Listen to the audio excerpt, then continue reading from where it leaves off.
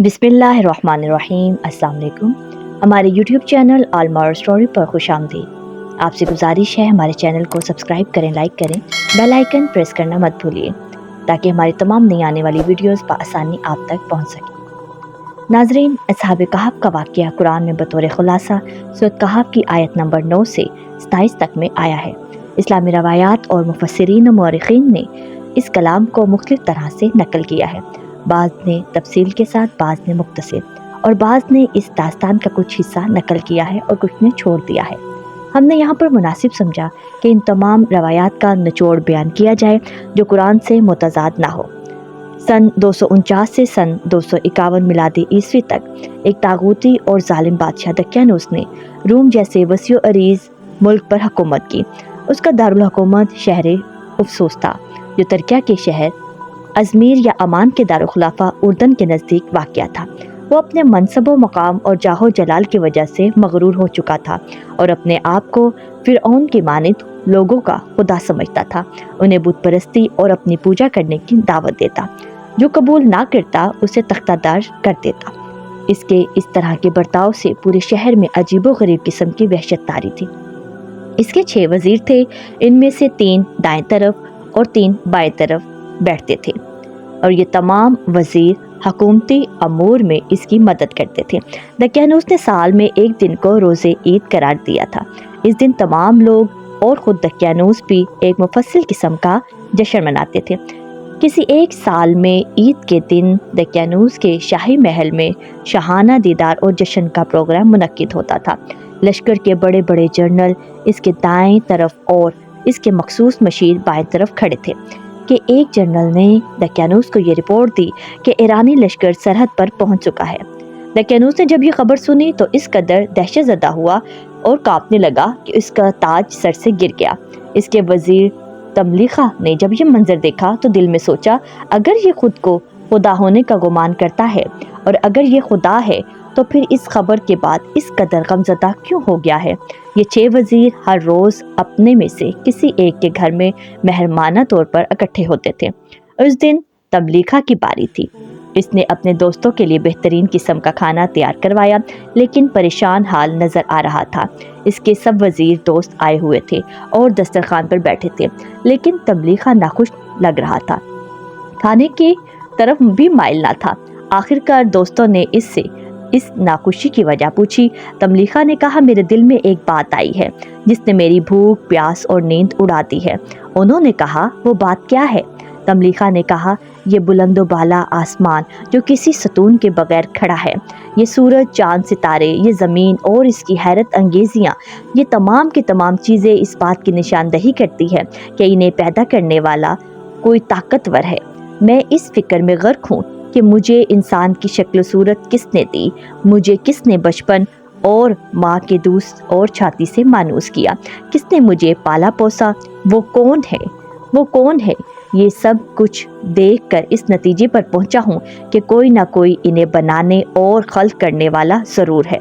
तमलीखा के दिल से निकली हुई बात ने इनकी रूहों तक को गहराई में पहुँचा दिया।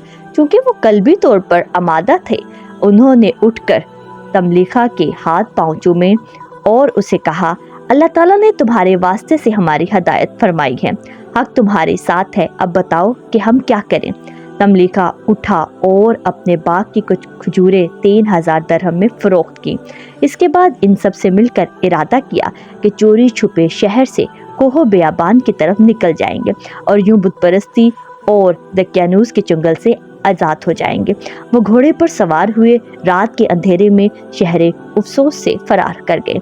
जब वो 3 मील से ज़्यादा फासला तय कर चुके तो तमलीखा ने उनसे कहा, अब जबकि हम दुनिया को छोड़कर खुदा से लो लगा चुके हैं और राह आखिरत पर चल निकले हैं, तो हमें रास्ता इन कीमती घोड़ों के बगैर तय करना चाहिए। लिहाजा बेहतर है कि घोड़ों को छोड़ दें और इस रास्ते पर पैदल चल पड़ें ताकि अल्लाह ताला हमारे काम में कोई आसानी पैदा कर दे। वो अपने घोड़े से उतरे और इन्हें खुला छोड़कर पैदल चलने लगे। उन्होंने तकरीबन 21 मील का सफ़र तय किया। उनके पाँव ज़ख्मी और खून आलूद हो गए। वहाँ पर इनकी मुलाकात एक चरवाहे से हुई। उससे पानी और दूध का मुतालबा किया। चरवाहे ने इनकी मेज़बानी की और कहा, आप लोग के चेहरे से मालूम होता है कि आप अशराफ में से हैं, गोया कि दकियानूस के जुल्म सितम से फरार किए हुए हैं।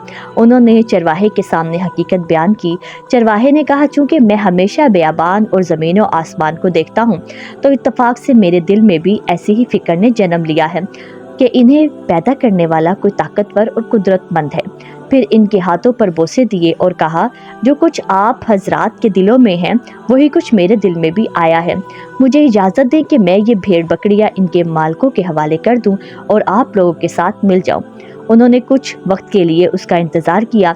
चरवाहे ने भेड़ बकरियां इनके मालिकों के हवाले की और वापस आकर इनके हमरा मिल गया, जबकि उसका कुत्ता भी उसके साथ था। उन्होंने ख्याल किया कि अगर इस कुत्ते को अपने हमरा ले जाएं तो मुमकिन है कि इसकी आवाज़ से इनका राज फाश हो जाएगा। लिहाजा कुत्ते को भगाने की हर मुमकिन कोशिश की, लेकिन कुत्ते ने इनका पीछा ना छोड़ा।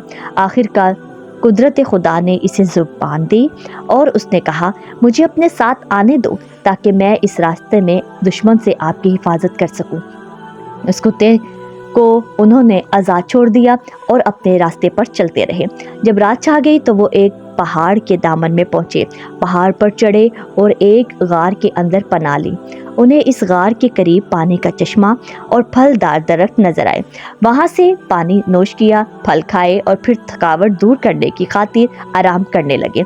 और कुत्ता गार के धाने पर पाँव फैलाए उनका मुहाफिज बना। इस दौरान में अल्लाह ताला ने फरिश्ता मौत को हुक्म दिया कि इनकी रूहें कब्ज़ कर लें। यूं इन पर मौत का मुशाबा एक गहरी नींद तारी हो गई। चूँकि अरबी ज़ुबान में गार को कहफ कहते हैं, इसलिए वो असहाबे कहफ के नाम से मशहूर हुए। सलबी की रवायत के मुताबिक जिस पहाड़ में वो गार है उसका नाम कोहे मुंजलिस था। दकियानूस जब जश्न ईद से वापस आया तो वो अपने 6 वजीरों के फरार कर जाने की खबर सुन के गुस्से में लाल पीला हो गया। उसने 80,000 का जंगजू लश्कर तैयार किया और उसे फरारियों की तलाश करने के लिए भेजा। तलाश करते करते उन लोगों को पाँव के निशानात मिल गए। वो इन्हें पाँव के निशानात के जरिए खोजते खोजते पहाड़ तक पहुँच गए। वहाँ गार में झांक कर देखा तो तमाम लोग गार के अंदर सो रहे थे। दकियानूस ने कहा, इन लोगों ने मेरे इरादे से कबल अपनी सज़ा तजवीज़ कर रखी है। मेहमानों से कहो कि वो इस गार का धाना पत्थरों और चूने से बंद कर दें ताकि यही गार इनकी कब्र करार पाए। इसके हुक्म पर अमल किया गया। फिर दकियानूस ने तमस्खुर करते हुए कहा, अब इनसे कहो कि वो अपने खुदा से कहें कि हमें यहाँ से निजात दें। इस अजीबोगरीब वाक़ये को 309 साल कमरी 300 साल शमसी गुजर गए। इस दौरान में दकियानूस और उसकी हुकूमत ख़त्म हो चुकी थी। असहाबे कहा इरादा इलाही से मौत के मुशाबे इस तवील मुद्दत नींद से बेदार हुए और एक दूसरे से पूछने लगे, हम कितनी देर तक सोए हैं? सूरज पर निगाह डाली तो वो ऊपर आ चुका था। इससे उन्होंने अंदाज़ा लगाया कि हम एक दिन या एक दिन का कुछ हिस्सा सोए हैं। फिर उन लोगों को भूख का एहसास हुआ। उन्होंने अपने में से एक शख्स तमलीखा को शहर भेजने का फैसला किया। इसे चांदी का एक सिक्का दिया और कहा कि वो एक नावाकिफ शख्स की सूरत में शहर में दाखिल हो और खाने पीने का सामान ले आए। जनाब तमलीखा ने चरवाहे का लिबास पहना ताकि इन्हें कोई पहचान न सके और बड़ी एहतियात के साथ शहर में दाखिल हुए। लेकिन उन्होंने इस शहर का सारा मंजर ही बदला हुआ पाया। जो कुछ जहन में था हर चीज़ उसके बरखिलाफ थी। लिबास का डिज़ाइन, लोग और इनका अंदाज़े गुफ्तगू सब कुछ बदल चुका था। उन्होंने शहर के दरवाजे पर एक लहलहाता हुआ परचम देखा जिसके ऊपर लिखा हुआ था, ला इलाहा इल्लल्लाहु ईसा रसूलुल्लाह। तमलीखा ये सब देखकर हैरान परेशान हो गए। उन्होंने अपने आप से कहा, मैं ख्वाब देख रहा हूँ। बहरहाल वो बाजार आए। तंदूर पर पहुँचे रोटियां पकाने वाले से पूछा, इस शहर का नाम क्या है? उसने कहा, अफसोस। तमलीखा ने फिर पूछा, तुम्हारे बादशाह का नाम क्या है? नानबाई ने कहा, अब्दुर्रहमान। तमलीखा ने इससे कहा, ये सिक्का लो और मुझे रोटियां दो। नानबाई ने जब वो सिक्का पकड़ा तो वो इसे आम सिक्कों से वजनी और बड़ा लगा। उसने इसके बड़ा और संगीन होने पर ताज्जुब किया। थोड़ी सी देर के बाद कहा, तुम्हें कोई ख़जाना मिला है? तमलीखा ने कहा, ये ख़जाना नहीं है बल्कि ये वो पैसे हैं जो मैंने 3 रोज़ कबल खजूरें बेचकर हासिल किए थे। फिर इस शहर को तर्क कर दिया, क्योंकि इस शहर के बासी दकियानूस की पूजा पाठ में लगे हुए थे। नानबाई ने तमलीका का हाथ पकड़ा और बादशाह के पास ले आया। बादशाह ने नानबाई से पूछा, इस शख्स का क्या मामला है? नानबाई ने कहा, इस शख्स को खजाना मिला है। बादशाह ने तमलीका से कहा, डरो मत, हमारे पैगंबर हज़रत ईसा अलैहिस्सलाम ने फरमाया है, अगर किसी शख्स को कोई ख़जाना मिले तो इससे सिर्फ इसका 5वां हिस्सा लो, बस तुम इसका 5वां हिस्सा दो और चले जाओ। तमलीका, इन पैसों को गौर से देखो, मुझे कोई ख़जाना नहीं मिला है, मैं इसी शहर का रहने वाला हूँ। बादशाह, क्या तुम इसी शहर के रहने वाले हो? तमलीका, हाँ। बादशाह, तुम्हारा नाम क्या है? तमलीका, मेरा नाम तमलीका है।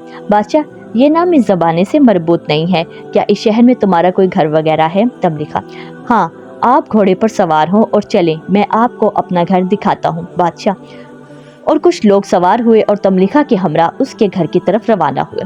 तमलीका ने अपने घर की तरफ इशारा करते हुए कहा, मेरा घर ये है। दरवाज़ा खटखटाया और अंदर से एक ज़ईफ़ुल अम्र शख्स निकला और कहा, मुझसे क्या काम है?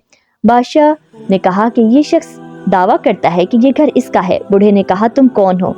उसने कहा, मैं तमलीका हूँ। और बूढ़ा शख्स तमलीका के पाँव में गिरा और बोसा देते हुए कहा, खुदाए काबा की कसम, ये शख्स मेरे दादा हैं। ए बादशाह, ये 6 अफराद थे और दकियानूस के खौफ से फरार कर गए थे। बादशाह इसी वक्त अपनी सवारी से उतरा और इसे अपने कंधों पर उठा लिया। लोगों ने तमलीका के हाथ पाँव चूमना शुरू कर दिए। बादशाह ने तमलीका से पूछा, आपके बाकी हम सफ़र कहाँ हैं? तमलीका ने कहा, वो गार में हैं। बादशाह और उसके साथी तमलीका के हमरा गार की तरफ रवाना हुए। जब गार के नज़दीक पहुँचे तो तमलीका ने कहा, सबसे पहले मैं अपने दोस्तों के पास जाता हूँ और उन्हें सारी दास्तान सुनाता हूँ। आप लोग बाद में आ जाना, क्योंकि अगर इसी तरह शोरो गुल करते हुए इनके पास गए तो वो डर जाएंगे और समझेंगे कि दकियानूस के सिपाही इन्हें गिरफ्तार करने आ रहे हैं। बादशाह और बाकी लोग इधर ही रुक गए। तमलीका जल्दी से गार के अंदर गए। दोस्तों ने बड़ी गर्मजोशी से इनका इस्तकबाल किया और गले लगाते हुए कहा, इस खुदा का लाख लाख शुक्र है जिसने आपको दकियानूस के जुल्म से महफूज रखा और आप सही सलामत वापस आ गए हैं। तमलीका ने कहा, दकियानूस के बारे में कोई बात ना करो, आप लोग कितनी मुद्दत इस गार में सोए हैं? उन्होंने कहा, 1 दिन का कुछ हिस्सा। तमलीका ने कहा, ऐसा नहीं है, आप लोग 309 साल इसमें सोए हैं। दकियानूस मुद्दतों से मर चुका है। हज़रत ईसा मसीह अलैहिस्सलाम के दीन के पैरोदीनदार बादशाह लोगों के हमरा आप लोगों की ज़ियारत के लिए गार के करीब आए हुए हैं। दोस्तों ने कहा, क्या आप ये चाहते हैं कि हम दुनिया वालों के फितना और कश्मकश का सबब बने? तमलीका ने कहा, आप लोगों का क्या ख्याल है? उन्होंने कहा कि हमारा नज़रिया तो ये है, खुदावंद मुताल की बारगाह में दुआ करें कि वो हमारी रूहें कब्ज़ कर लें। सब ने मिलकर दुआ के लिए हाथ उठाए और ये दुआ की, या अल्लाह, तू हमें दोबारा इसी तरह गहरी नींद में सुला दे। गार का दरवाज़ा बंद हो गया। बादशाह और साथी गार के नज़दीक आए।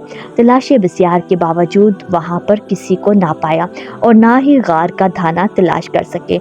उनके एहतराम में गार के करीब एक मस्जिद तामीर की गई।